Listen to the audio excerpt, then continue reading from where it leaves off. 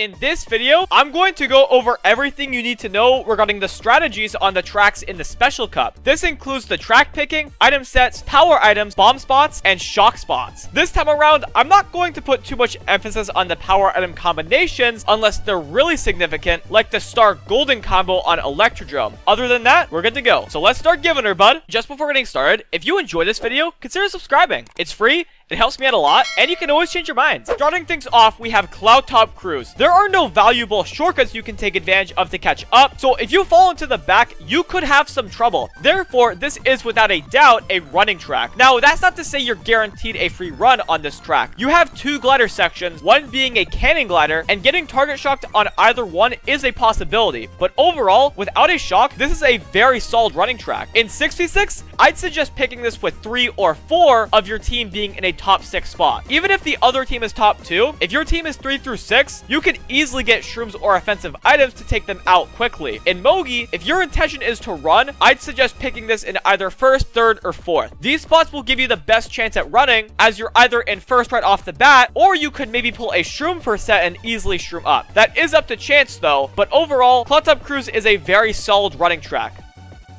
As per usual, there are 3 item sets on this track. The first set is your average first set, with 5 single boxes lined up on the first boost panel. If you need an item here, make sure you can secure it, as you can't go back for this one. The second set has 6 single boxes with a double box in the very middle. If you trick off the balloon, you won't be able to go back for this set either, but if you go around, then yeah, you can take your time. And at the last set, you have 4 single boxes with 2 double boxes on the very left and right. For all of these item boxes, you cannot go back for them, and be aware of the shockers on the boost panels in front of the double boxes. You wouldn't want to get shocked off here in most situations.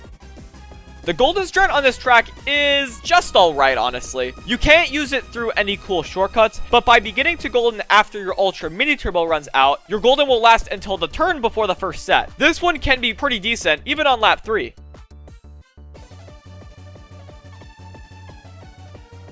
As for the star, nothing too special here, just chain it into the last set, and you'll be invincible until the final straight. If you get the Ultra Mini Turbo Glider, this star strat can be really good, but it's solid regardless of how you approach the ending glider. And the build doesn't have too many great uses on this track either. I like to use my build shortly after hopping before the cloud ramp. It'll last until midway through the cannon glider, and considering it slows down on the cannon glider section, it's pretty decent. Not much else to say here.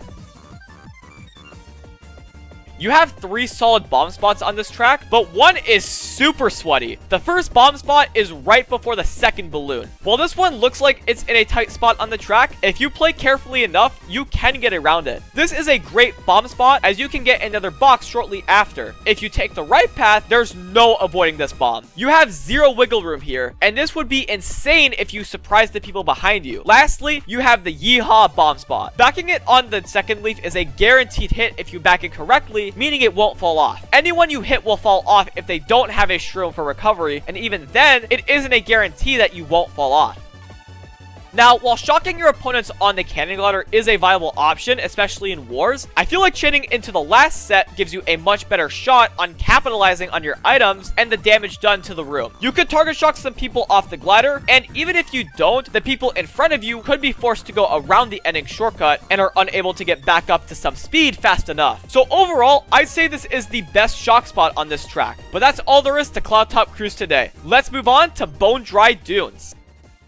Bone Dry Dunes is a pretty unique track. While you do have opportunities to catch up through the numerous shortcuts and driving strats on this track, I'd say this is still a running track. Not to the same degree as Cloudtop Cruise, but I don't think the shortcuts on this track are enough to classify this track as a balanced track. In 6v6, you could pick this with a mixture of spots. Some top spots for that early front presence, and maybe some higher up middle spots to shroom up at the beginning shortcut. But really, you won't be sure of who will control the front until getting through the ending shortcut on lap 1. In Mogi, you could pick this for anything, really. I think if you're solid at the track, you'll generally do well. Honestly, this was hard to classify because I think you could consider this to be a balanced track if you wanted to, but you can still get away with running this track pretty easily. It's a tough call, but either way, Bone Dry Dunes is just barely a running track for me.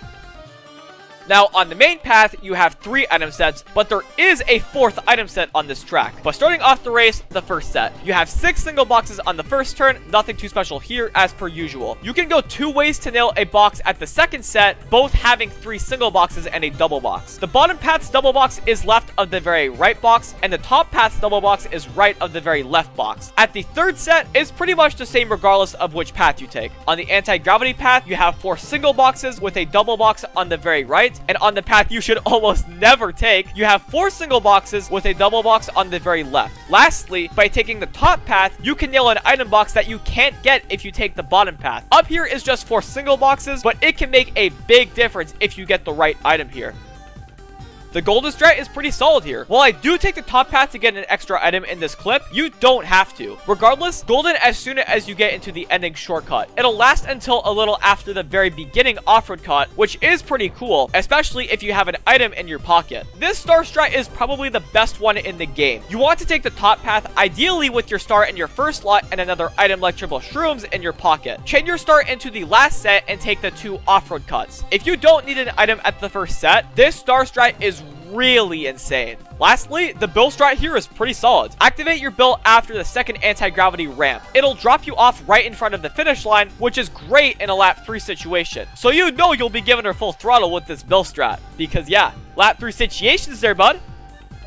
Bombs aren't the greatest here, but you do still have some options. First off, right before the second set, you'll get another box right away, and even if your opponents avoid it, they'll be forced to go wide, so it's a win-win situation. You can also back your bomb on the anti-gravity straight. I'd say the best spot is before the second ramp, as you have a bit too much space before the first ramp, and you have the glider ramp shortly after the second ramp. It's really good. Lastly, right before the ending shortcut. This one can be solved when trying to deny people from taking the shortcut, but it's pretty easy to avoid since this is a pretty wide section on the track. I think the best bomb spot around this area would be backing it in the shortcut, so if you have a shroom then a bomb, try it out. It could do wonders online. It should not be a surprise that this is the best shock spot on this track. Chaining shock into the last set will do you a lot of good, whether you target shock many people or not. Unless those in front of you got shocked on the top path or dodged the shock, no one in front of you will be able to take the ending shortcut, meaning the remainder of your race should be a piece of cake. You could really screw people over by using your shock here. But that's about it for Bone Dry Dunes. Let's see what Bowser's Castle has in store for us. Bowser's Castle is also a pretty cool track. The only place where you can catch up is the ending shortcut, so it can be pretty difficult if you find yourself in the back early on. So once again, this is a running track. If you can take control of the front early, and especially if you can maintain it after lap 1, you'll be in for a solid run as long as a shock doesn't screw you over. In 6v6, you can pick this with a ton of top spots. Shrooming on the second turn and getting right into the front can be pretty difficult when dealing with a tight pack, so generally, keeping top spots isn't too difficult. In Mogi, I would only pick this for first. This isn't a great track to pick for yourself in Mogi in all honesty, so if you want to pick this, you should only pick it if you're really good at the track and want to play it regardless of your spot. In first, you have much better options, simple as that. So altogether, Bowser's Castle is a running track. You have 3 item sets on this track. Surprise, surprise! At the first set, you have 5 single boxes lined up for you when you trick off the first ramp. The average starter, nothing too special here. At the second set, you have 5 single boxes with a double box left of the 2 right boxes. The hanging spiked ball could be a problem if you're looking for, say, a double box, so keep that in mind. The last set is generally the same on both paths. On the right path, you have 4 single boxes with a double box on the very left, and on the right path, you have 4 single boxes with a double box on the very right. And yes, you cannot go back for these boxes, so be careful. The golden strat on this track is pretty solid. Your cue to begin goldening is right after the boost from your ultra mini turbo runs out. The golden will last until shortly after passing the finish line, so even in a lap 3 situation, this is a really good golden strat. The star strat is also pretty solid. Ignoring my mediocre glider strat, as we should have for the golden strat as well, your star will last until shortly after exiting the ending shortcut. If you're able to nab 2 items from the last set, this star strat can go a long way. Nice! A good glider strat! Anyway, the bill is pretty meh on this track, but you can use it through the ending shortcut. Unfortunately, it'll drop you off in a pretty awkward spot, but you can still benefit from using your bill here. It's just okay. You have some solid bomb spots on Bowser's Castle. The first one is right after the first staircase. Most people would opt to back a bomb on the anti-gravity strip, but you have much more time to react and much more room as well. Here, you'll be drifting or tricking off the staircase ramp, so you likely won't be able to get out of the way. The next bomb spot can be pretty good if the fist blocks it. Backing a bomb after the boost panel can be pretty useful, and it can be pretty difficult to avoid, especially if you don't see it coming. If Bowser's fist blocks the bomb, it becomes a full throttle and a half bomb spot. Lastly, the bomb on the final straight. This is a super tight section on the track, so unless you take the top path, you're going to get hit. Well, unless you hop into the off-road, but you'll lose a ton of time either way, so it's a win-win situation for the person backing the bomb. And once again, the shock spot on this track is a last set situation. By chaining your shock into the final set, it basically has the same effect as the shock spots mentioned earlier, except you have a bit more time to catch up if need be. You have a large glider section where you could target shock some people, and you could be the only person between you and the people in front of you who can take the ending shortcut. So yeah, especially on lap 3, this shock spot can do some serious damage. Anyway, that's Bowser's Castle for you. Let's get the job done on Rainbow Road. Finishing off the Special Cup, we have Rainbow Road. While there aren't many places to catch up on this track, there is an item set right before the cannon glider, making it pretty difficult to maintain control of the front. Shocks are super common here as a result, so it's fair to say that this is a balanced track. It won't be easy for you to get away with running, and you could profit from bagging pretty nicely as well. In 6v6, if you want to take control of the front early, this is a top middle spot situation. Having a person or two at the very top and people in the middle to nab some shrooms could really help out. Although, you'd probably want a person or two in the back to maintain that back presence. In Mogi, it just depends. I don't think there's any reason to pick this track for a specific spot. If you like it, go for it. It's just too all over the place. So therefore, Rainbow Road is a balanced track.